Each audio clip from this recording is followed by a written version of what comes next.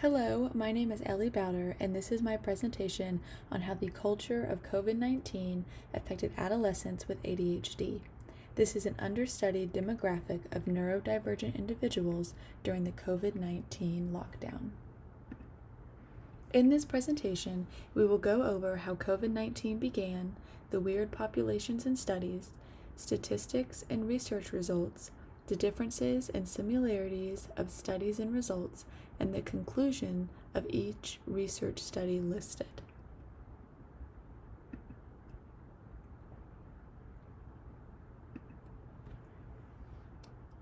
Coronavirus, or COVID-19, infected Wuhan, China in December of 2019. The coronavirus spread rapidly throughout the globe and became more contagious as time went on. In March of 2020, the global lockdown began. On March 13, 2020, Europe was one of the first countries to close its borders and was declared the epicenter of the pandemic by the World Health Organization. Next, on March 15th, the United States went on a national lockdown, and next, Australia followed on March 20th when they went on a countrywide lockdown and closed their borders to all visitors.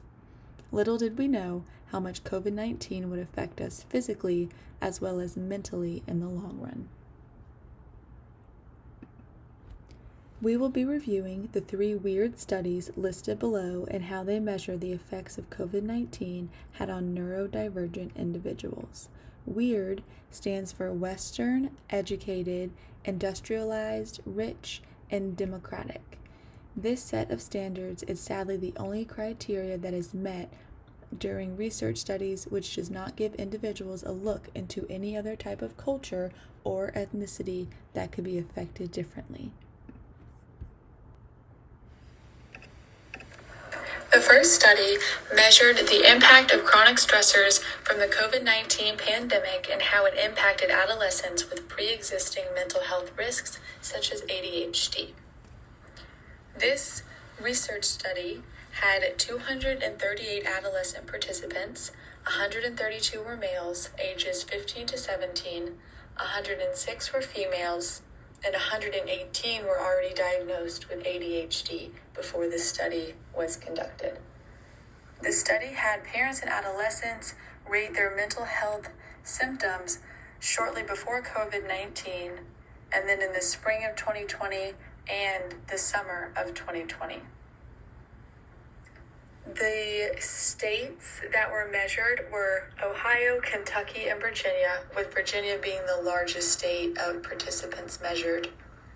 Ethnicity with 82% white, biracial and multiracial 7%, 6% Black, 4% Asian, and 4% Hispanic and Latinx. The study also measured the primary caregiver and the effects of the economic status of each individual's household. Mothers had an 89% primary caregiver and fathers 9%, while others fell at 2%.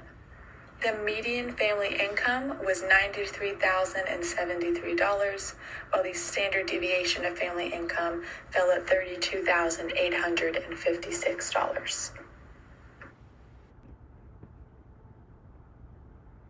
Measures used within this study include the Vanderbilt ADHD Diagnostic Rating Scale.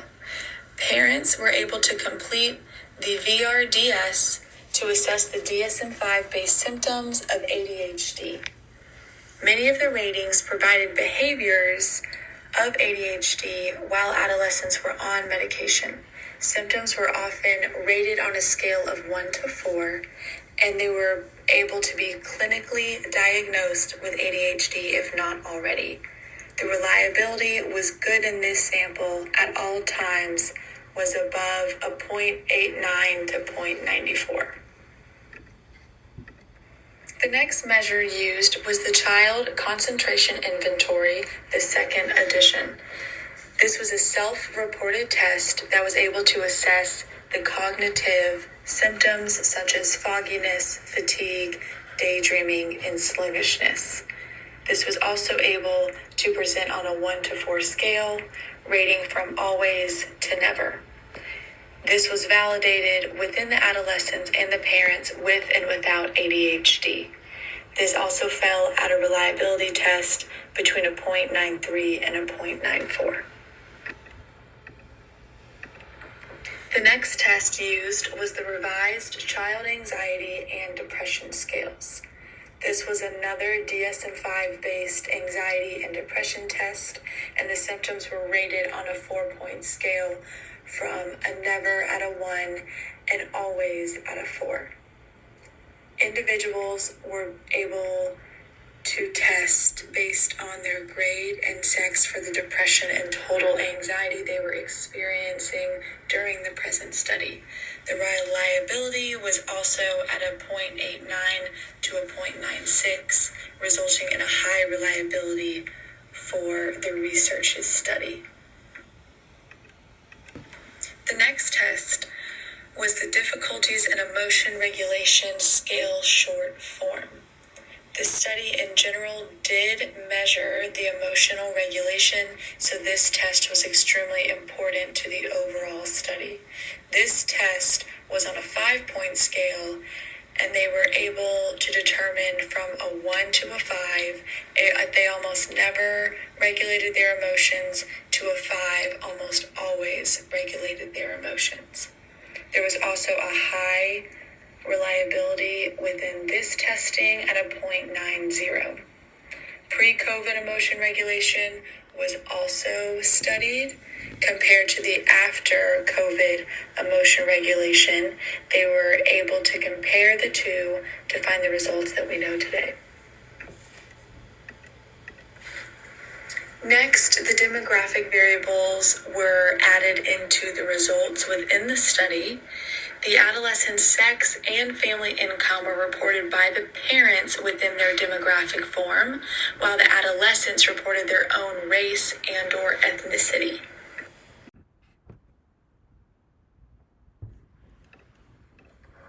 Throughout the study, the results showed that individuals with ADHD suffered with other mental health symptoms during COVID-19. Individuals with ADHD increased an entire point in their mean from pre-COVID to spring of 2020. Individuals also struggled in the summer of 2020 after the initial lockdown and still had an increased mean of suffering with other mental illnesses such as anxiety and depression on top of their ADHD. The editorial perspective had a theory that the COVID-19 pandemic had greater lasting effects than individuals could account for. In 2021, Jeffson and others gathered all of the clinical notes that they could find about the psychopathology related to COVID-19. Out of all of the clinical notes they found, 113 were related to individuals' mental illness from COVID-19. These clinical notes were from the United States, Australia, Europe, Spain, and many other countries. Out of 113 clinical notes, 94 child and adolescents reported feeling anxiety and depression. Out of 38 notes related to anxiety, 33 were from patients only suffering with anxiety. Out of 11 patients suffering with OCD, there were 14 notes. And lastly, out of 16 patients suffering with ADHD, there were 16 notes. Jefferson and the other members of the study had 4 tips on what to do next. The mental health professionals are on the first tip of being able to look out for another set of symptoms that go along with COVID-19. The symptoms that could be exacerbated by other mental illnesses due to fear, due to the culture of COVID-19, as well as the concerns that COVID-19 caused. The third is that children and adolescents with ADHD and autism spectrum disorder were prone to more psychological distress during the pandemic. This was because the pandemic threw off a regular regimen and routine that these individuals had implemented in their lives in order to make their lives easier. The lockdown threw these off, and they had to learn how to implement new strategies into a time where there was no structure. Fourth, they really advocated for parents looking towards new parenting books, for parenting tips on how to best care for their children during this time to minimize the stress, the anxiety, and the depression that COVID-19 could cause. The third study looked at the lockdown in Spain and how it affected individuals who were single and a couple and parental functions.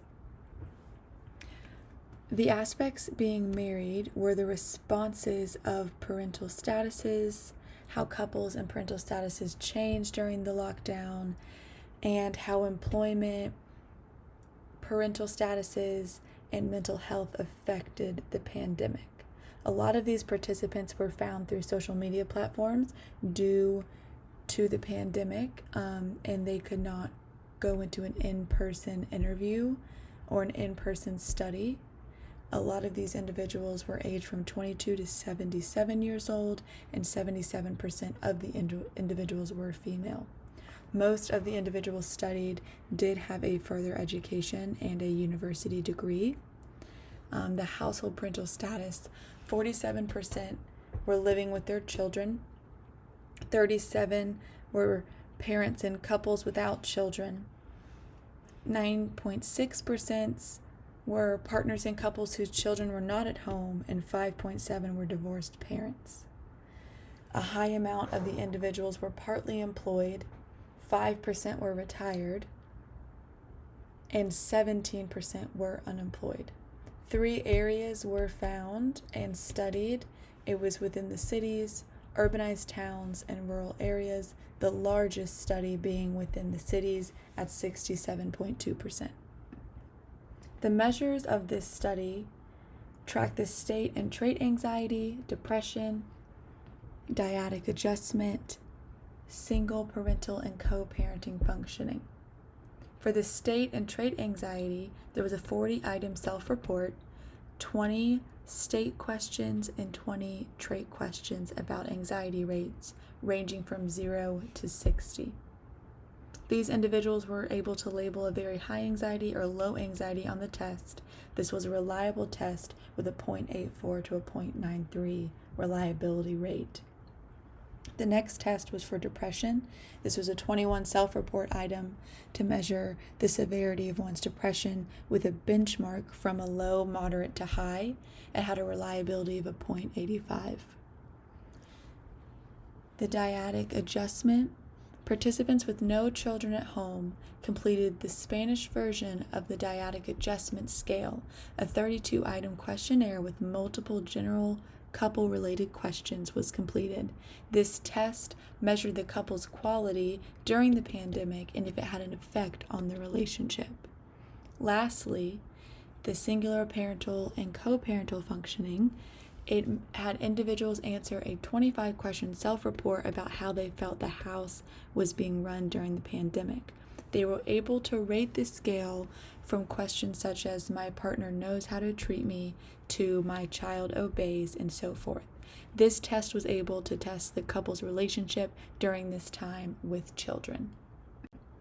The results of this study of the individuals being measured in Spain during the lockdown showed that the state anxiety was much higher for women than it was for men. 49.2% of the lockdown sample reported extremely high levels of anxiety, and with trait anxiety, while state anxiety was reported a lower percentage. Individuals with children in the home showed disruption of a family harmony, and it caused negative effects of the relationship between the couples and the children in nurturing. And many individuals without children in the house, the quality of the couples did not show a negative effect. If anything, it helped them, and it showed positive effects in growth within the couples. The similarities and differences within these studies. The prospective impact of COVID-19 on mental health and the culture and mental health resilience. Both of them considered emotional regulation, although the second study of the culture and mental health resilience assumed that individual already had this emotional regulation down, while the first study helped individuals understand what emotional regulation tactics to use. Next, the editorial perspective and the symptoms and diagnoses of ADHD. The symptoms and diagnoses of ADHD, they do go more towards the weird studies, while the editorial perspective was able to look at other cultures as well as the psychopathology in children and adolescents. Finally, the risk and protective factors compared to a mixed method study of individuals, couple, and parental functioning.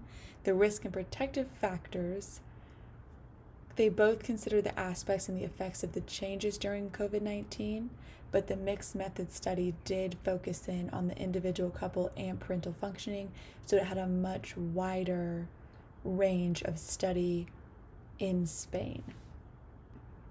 The results and the conclusions of this study show that individuals throughout all cultures with ADHD suffered with anxiety and depression during the COVID-19 lockdown.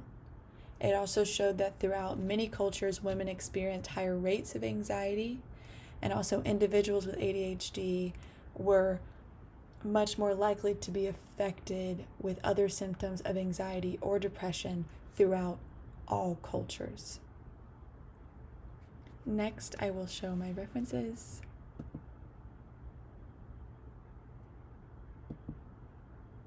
And thank you so much for your time.